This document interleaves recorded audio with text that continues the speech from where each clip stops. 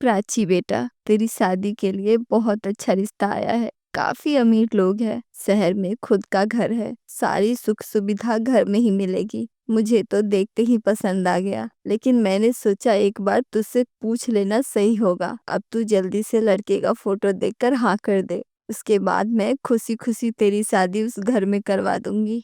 प्राची जैसे ही उस लड़के का फोटो देखती है, उसे वो पसंद आ जाता है और वो शादी के लिए हाँ कर देती है। ये देख प्राची के पिता बोले, कलावती, जैसे अपनी एक बेटी के बारे में सोच रही हो, वैसे ही तुम्हें अपनी दूसरी बेटी के बारे में ही सोचना चाहिए। वो मेरी बेटी नहीं है। वैसे भी प्राची जब शादी करके चली जाएगी तो इस घर का काम कौन करेगा? इसका मतलब तुम पंखुड़ी की शादी नहीं करोगी? वो तो प्राची से भी बड़ी है, कायदे से तो पहले उसकी शादी होनी चाहिए, लेकिन तुम तो पंखुड़ी के बारे में सोच भी नहीं रही हो। ये मत भूलो कलावती, ये बच्ची मेरे भैया भाभी की आखिरी निशानी है। अगर तुम इसकी शादी नहीं करोगी तो अभी उसका चाचा जिंदा है, मैं उसकी शादी करवाऊंगा। अपनी बेटी के लिए इतने अच्छे घर का रिश्ता आया है, इस बात की तुम्हें कोई खुशी नहीं है, लेकिन सौतेली बेटी की शादी नहीं हुई तो आपको इतना दुख हो रहा है। मैं भी देखती हूँ कैसे तुम उसकी शादी करवाते हो। इतना बोलकर कलावती गुस्से में वहां से चली जाती है और सारी बात अपनी बेटी प्राची को बता देती है।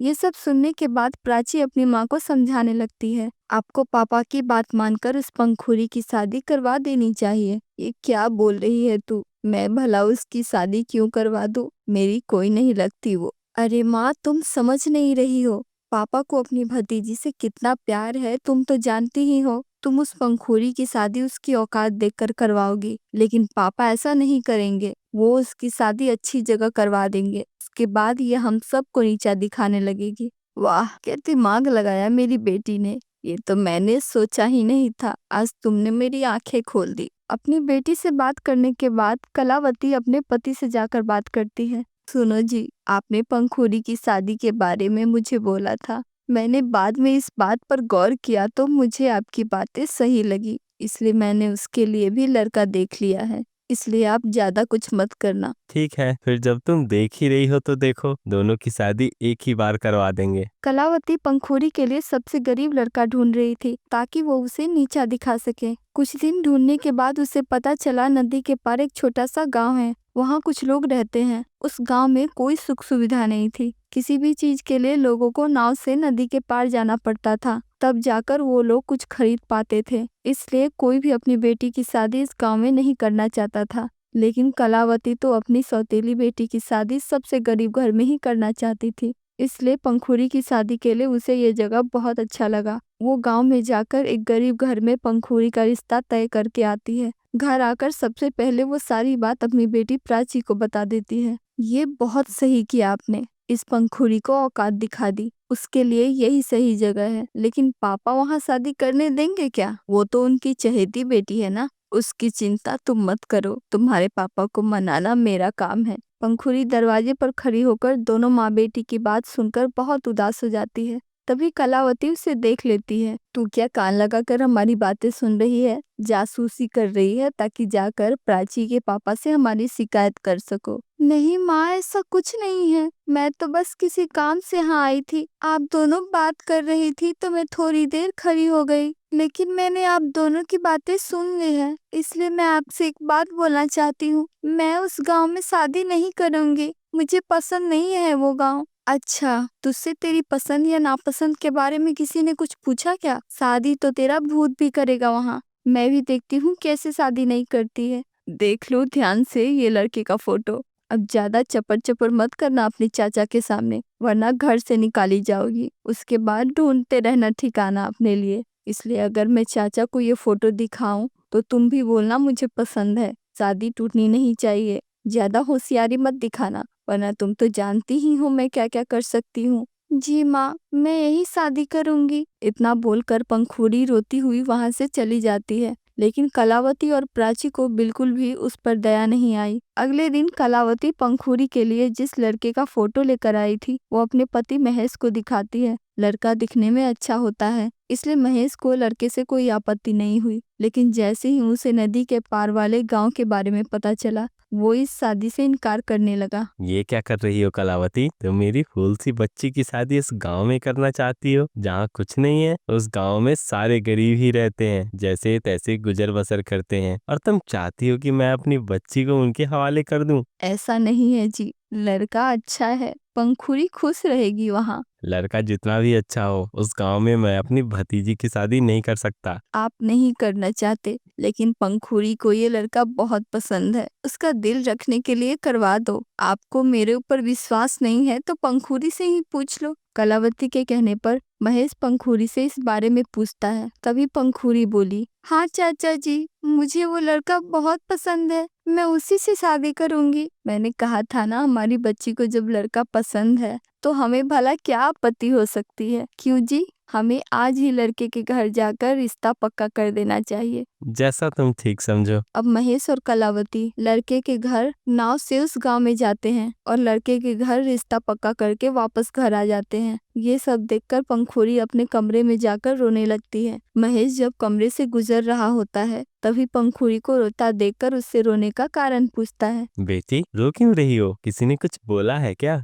ऐसी कोई बात नहीं है चाचा जी, बस आप लोग से दूर होने के ख्याल से थोड़ा रोना आ गया। अरे पगली, हम तो तेरे से मिलने आते जाते रहेंगे। इतना समझा कर उसके चाचा वहां से चले जाते हैं। इसी तरह कुछ समय बाद दोनों बहनों की शादी होती है। प्राची की शादी कपिल के साथ होती है, वही पंखुड़ी की शादी धीरज नाम के लड़के से हो जाती है। प्राची अपने अमीर ससुराल में चली जाती है, वहाँ उसका स्वागत धूमधाम से होता है। वही पंखुड़ी नाव से नदी पार करके धीरज के साथ एक छोटे से घर में रहने चली जाती है, जहाँ एक ही कमरा होता है। उसी कमरे में सास ससुर और धीरज के साथ अब पंखुड़ी भी रहने वाली थी। पंखुड़ी, मेरा घर तो बहुत छोटा है, तुम्हारे घर की तरह बड़ा नहीं है। गांव भी छोटा है, सारी सुख सुविधा भी यहाँ उपलब्ध नहीं है, इसलिए जब भी कुछ चाहिए होगा मुझे पहले बता देना, मैं नाव से उस पार जाकर सब ला दूंगा। कोई बात नहीं है, आप चिंता मत करो, मैं कैसे भी रह लूंगी। उसे वहां रहने में बहुत परेशानी होती है,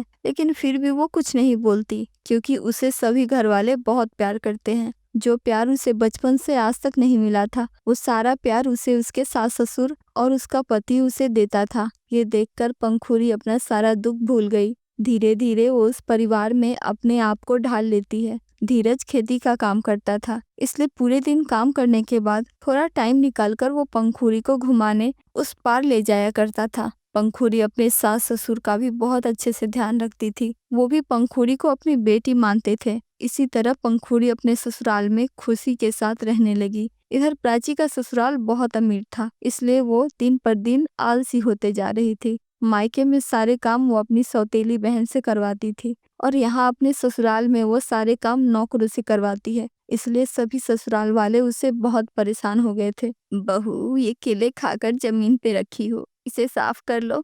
रानी, जरा इधर आना, ये कचरा जरा साफ कर लेना और वहाँ पोछा लगा देना। बहू, कुछ तो काम खुद कर लिया करो, जब से आई हो एक भी काम खुद से नहीं करती। माँ जी, जब इतने सारे लोग काम करने के लिए है तो आपकी बहू काम करे, अच्छा लगेगा क्या आपको? सास प्राची को काम के लिए बोल बोल कर थक गई थी, इसलिए वो बिना कुछ बोले गुस्से में वहाँ से चली जाती है। इसी तरह एक दिन प्राची का पति कपिल बोलता है, प्राची, ये मेरी एक शर्ट को जरा आयरन कर देना, मैं ऑफिस के लिए लेट हो रहा हूँ। रानी, भैया के शर्ट जरा आयरन कर दो। लेकिन दीदी, मैं तो भैया के लिए नाश्ता बना रही हूँ, लेट हो गई तो भैया को भूखे पेट ही जाना पड़ेगा। तुम मेरा एक काम नहीं कर सकते? हर बात में रानी को बुलाना जरूरी है? दिन भर गप्पे मारना, पार्टी करना, घूमना, इसके अलावा कुछ आता भी है? गलती कर दी तुमसे शादी करके। इतना बोलकर कपिल गुस्से में वहां से चला जाता है। हाँ, तो किसने बोला था शादी करने? मैंने अपने घर में कभी काम नहीं किया, यहाँ कैसे करूँ? मैं नौकरानी नहीं हूँ जो काम करूँगी।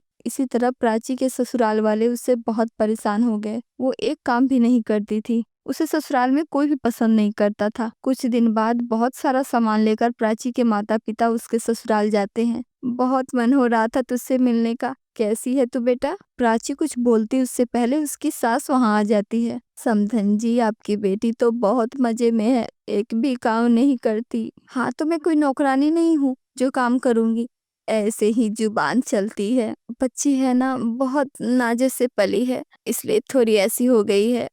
आप चिंता मत करो, मैं इसे समझा दूंगी। उसकी सास के जाने के बाद कलावती प्राची को समझाने लगती है, इतना अच्छा ससुराल मिला है, क्यों ऐसे कर रही है? माँ, अब मुझे भाषण मत दो। घूमने आई हो तो घूमो 2-4 दिन, उसके बाद चलते बनो। अपना ज्ञान उस सौतेली बेटी को देना, मुझे नहीं। मैं बर्दाश्त नहीं करूंगी। कलावती को बेटी की बात बहुत बुरी लगती है, लेकिन वो कुछ नहीं बोलती है। पीछे खड़ा महेश उसकी सारी बातें सुन लेता है, इसलिए वो गुस्से में प्राची को बोलता है, प्राची, ये क्या तरीका है अपनी माँ से बात करने का? ये सब तुम्हारे ही लाड प्यार का नतीजा है। हाँ हाँ, आप तो बोलेंगे ही। आपने मुझे पसंद ही कब किया? आपकी तो चहेती बेटी वो पंखुड़ी है, जाइए उसी के पास। यहाँ क्या लेने आए हैं? ये बात सुनकर उसके पिता महेश को बहुत बुरा लगा। देख रही हो इसके तेवर, अपने ही माँ बाप को अपने ही ससुराल में बेइज्जत कर रही है। इसके सास ससुर ने सुन लिया तो हमारी क्या इज्जत रह जाएगी। ये सब सुनने के बाद मैं तो यहाँ नहीं रह सकता, तुम ही रहो इसके पास। मैं पंखुड़ी से मिलने जा रहा हूँ। आप यही तो चाहते थे। चुप हो जा प्राची। प्राची को डांटने के बाद कलावती महेश को समझाने की कोशिश करती है,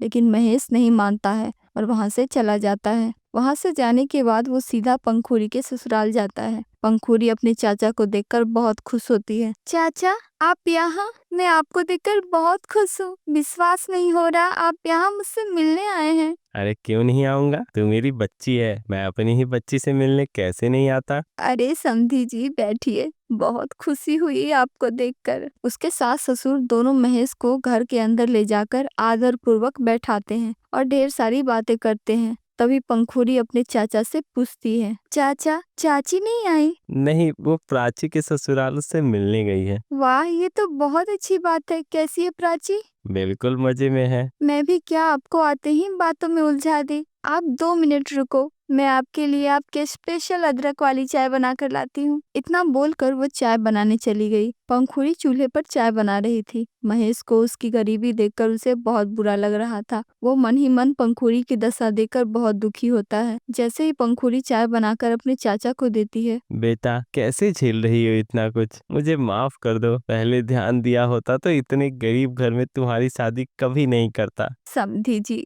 भले ही हम गरीब हैं, लेकिन हमने कभी भी अपनी बहू को कोई तकलीफ नहीं दी। हमेशा इसे अपनी बेटी की तरह ही प्यार दिया है। हाँ चाचा, माँ जी, पापा जी मेरा बहुत ख्याल रखते हैं। जो हो गया उसे भूल जाओ। अब मैं इस घर में खुश हूँ, इसलिए मेरी चिंता बिल्कुल भी मत करो। ठीक है बेटा, तू खुश तो मैं भी खुश। धीरज जी कहीं दिख नहीं रहे। चाचा जी वो खेत में काम करने गए हैं, आते ही होंगे। सभी बात कर ही रहे थे, तभी पंखुड़ी का पति धीरज वहां आ जाता है। उसके बाद सभी परिवार आपस में बातें करने लगते हैं। इधर महेश के जाने के बाद प्राची की माँ कलावती अपने बेटी पर बहुत नाराज होती है। अरे क्या जरूरत थी अपने पिता से बदतमीजी करने की? वो नाराज होकर चले गए ना, वो खुद गए हैं अपनी मर्जी से। वैसे भी मुझे तो कभी अपनी बेटी माना नहीं। मेरे हिस्से का सारा प्यार उस पंखुड़ी को दिया है। ऐसी बात नहीं है, तुमने मेरी लाड का कुछ ज्यादा ही फायदा उठा लिया है। जब से आई हूँ तुम मुझसे भी बदतमीजी से बात कर रही हो। मैंने तो बर्दाश्त कर लिया, लेकिन तुमने अपने पिता को भी नहीं छोड़ा। तुम जानती हो वो कैसे हैं, फिर भी तुम उनसे भी बदतमीजी करने लगी। आपको जाना है तो आप भी जाओ, मुझे ज्यादा ज्ञान देने की जरूरत नहीं है। मेरे ही ससुराल आकर आप लोग मुझे ही सुना रहे हो। मैं तो अपनी बेटी समझकर सुना रही थी, लेकिन अब लग रहा है तू तो मेरी बेटी ही नहीं है। ना तो तुझे मेरी जरूरत है और ना ही अपने पिता की। तू चिंता मत कर, मैं जा रही हूँ तेरे घर से। आराम से रह, अब कोई तुझे ज्ञान देने नहीं आएगा। इतना बोलकर कलावती भी गुस्से में वहां से चली जाती है। प्राची के ससुराल से निकलने के बाद वो नाव पर सवार होकर सीधा पंखुड़ी के ससुराल जाती है। उसे वहां देखकर पंखुड़ी और उसके पिता महेश उसे आश्चर्य से देखने लगते हैं। चाची आप यहाँ? हाँ बेटा, तुझसे माफी मांगने आई हूँ, मुझे माफ कर दे। आज मेरे कारण तेरी ये हालत है। तू तो शादी करना ही नहीं चाहती थी, लेकिन मैंने ही तुझे शादी के नाम पर गरीबी के दलदल में धकेल दिया। हो सके तो मुझे माफ कर देना। चाची आप शांत हो जाइए, आपको माफी मांगने की जरूरत नहीं है। आप हमसे बड़ी हो, माफी मांगते हुए अच्छी नहीं लग रही। हमारे ससुराल वाले बहुत अच्छे हैं, सभी मुझसे बहुत प्यार करते हैं। मेरे पास जितना भी है मैं खुश हूँ। ये बात सुनकर कलावती फूट फूट कर रोने लगती है। ये देख महेश बोला, देख लो कलावती, जिस पर तुमने पूरी उम्र अत्याचार किया उसने तुम्हें कितनी आसानी से माफ कर दिया और तुम्हें इतना इज्जत और सम्मान भी दे रही है। अपनी बेटी को देखो, जिसके लिए तुमने सब कुछ किया वो तुम्हारी बात तक सुनने को तैयार नहीं है। आप सच कह रहे हैं जी, वो तो अब हमारी बेटी रही ही नहीं। मैंने सपने में भी नहीं सोचा था मेरी खुद की बेटी मेरे साथ ऐसा करेगी। शांत हो जाओ चाची, सब ठीक हो जाएगा। आप बैठ जाओ, मैं आपके लिए अच्छी सी अदरक वाली चाय बनाकर लाती हूँ। इस तरह पंखुड़ी और पूरा परिवार मिलकर कलावती को समझाकर शांत करवाता है। सभी के आग्रह पर पंखुड़ी के चाचा चाची उसके ससुराल में कुछ दिन तक रुकते हैं। पूरा परिवार दोनों की बहुत अच्छे से मेहमान नवाजी करता है। कुछ दिन बाद दोनों अपने घर जाने लगते हैं। तभी उसकी चाची बोली, बेटा, मैं और तुम्हारे चाचा चाहते हैं कि नदी के पार तुम लोग एक घर ले लो। किसी चीज की दिक्कत नहीं होगी। पैसे की चिंता मत करना, जितना भी पैसा लगेगा हम मदद करेंगे। तुम मना मत करना। ठीक है चाची, आपको जो सही लगे। इतना बोलकर दोनों अपने घर चले जाते हैं। कुछ दिन बाद उसके चाचा चाची की मदद से पंखुड़ी नदी के पार एक घर ले लेती है। उसके बाद पंखुड़ी का पूरा परिवार उस घर को बेचकर नदी के पार अपने नए घर में रहने लगता है। धीरज भी खेती छोड़कर शहर में अच्छी जगह काम करने लगता है। उसके बाद पंखुड़ी की भी जिंदगी अच्छे से कटने लगी, लेकिन प्राची की बदतमीजी के कारण उसके ससुराल वाले उसे ससुराल से निकाल देते हैं। अब उसके पास वापस मायके में रहने के सिवा कोई दूसरा रास्ता नहीं था। कुछ समय बाद प्राची के ससुराल वालों को भी समझाकर सभी वापस प्राची को ससुराल भेज देते हैं। समझाने के बाद अब प्राची किसी के साथ भी बदतमीजी नहीं करती और अपने पति और सास की बातें सुनने लगी और इस तरह से खुशी खुशी सभी अपने ससुराल में रहने लगे। अगर आपको वीडियो अच्छा लगा तो वीडियो को लाइक करें और चैनल को सब्सक्राइब कर दें।